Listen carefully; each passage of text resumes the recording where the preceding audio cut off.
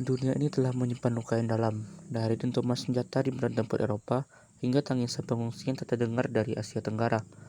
Sejarah mencatat bahwa perang bukan hanya tentang siapa yang menang dan siapa yang kalah, tapi tentang manusia, harapan, dan kehilangan.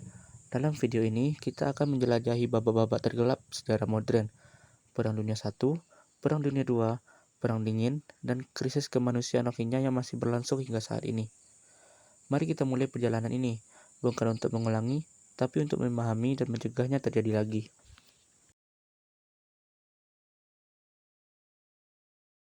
Perang Dunia I pecah pada tahun 1914 setelah pembunuhan Arduke Franz Ferdinand, pewaris tahta Austria-Hungaria. Tapi pembunuhan itu hanyalah pemicu. Di baliknya ada jaringan aliansi, persaingan imperialisme, nasionalisme yang memanas, dan perlombaan senjata. Eropa terbelah dua. Blok sentral yang dipimpin oleh Jerman dan Austria-Hungaria melawan blok sekutu seperti Inggris, Prancis, dan Rusia. Ini adalah perang parit, di mana jutaan nyawa melayang karena strategi usang dan teknologi mematikan, seperti gas beracun dan senapan mesin. Saat perang berakhir pada 1918, dengan kekalahan blok sentral, perjanjian Versailles menghukum Jerman berat. Tapi, hukuman itu menanamkan benih dendam yang akan tumbuh menjadi perang berikutnya. Perang Dunia I memang berpusat di Eropa, namun dampaknya terasa hingga Asia Tenggara. Negara-negara di kawasan ini, yang saat itu masih dijajah oleh kekuatan Barat, turut berdampak. Rakyat dari wilayah seperti Indonesia, Malaysia, dan Vietnam dikirim sebagai tenaga kerja atau tentara kolonial. Perang juga memperkuat dominasi kolonial di Asia Tenggara, namun di sisi lain, mulai menumbuhkan rasa semangat nasionalisme yang kelak membesar. 2 dekade setelahnya, dunia kembali dilanda perang yang lebih besar dan lebih mematikan. Perang Dunia II dimulai pada tahun 1939 ketika Jerman di bawah Adolf Hitler menyerang Polandia. Penyebabnya, rasa malu akibat perjanjian Versailles, krisis ekonomi global, dan naiknya ideologi fasis.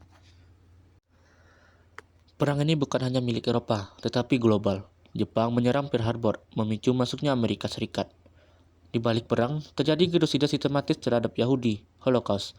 Lebih dari 6 juta orang dibantai oleh Nazi, dan pada tahun 1945, 2 bom atom dijatuhkan di Hiroshima dan Nagasaki oleh Amerika Serikat untuk memaksa Jepang menyerah. Dunia tercengang oleh kekuatannya. Perang ini menewaskan lebih dari 70 juta jiwa. Tapi, akhirnya dunia pun sadar, damai itu mahal, dan manusia tidak bisa membayarnya dengan nyawa lagi. Bagi Asia Tenggara, Perang Dunia II menjadi titik balik. Jepang menginvasi hampir seluruh kawasan, menggusur kekuasaan kolonial Eropa. Meskipun kedudukan Jepang hanya membawa penderitaan besar, namun turut menyulut semangat perlawanan dan mempercepat proses menuju kemerdekaan di banyak negara seperti Indonesia, Filipina, dan Vietnam. Perang berikutnya tak meledakkan bom, tapi membekukan dunia.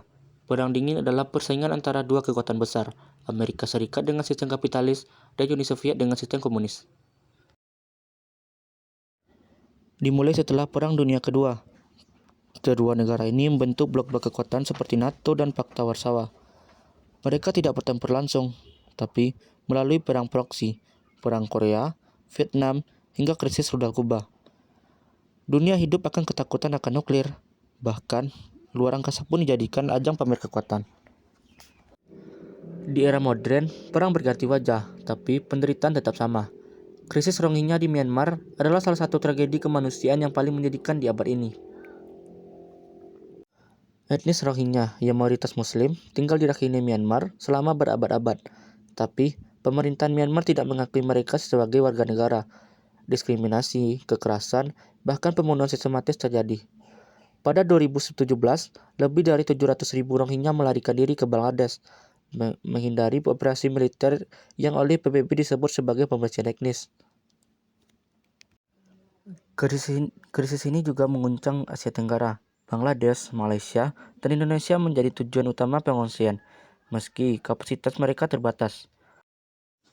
Komunitas Tionghoa di Payakumbuh memberikan dampak yang sangat besar, terutama dalam bidang ekonomi, budaya, dan sosial. Mereka datang sejak akhir abad ke-19 dan banyak berperan dalam perdagangan lokal. Tradisi seperti Cangbeng masih dijalankan dan dihormati oleh masyarakat sekitar yang mencerminkan hidup berdampingan dalam toleransi.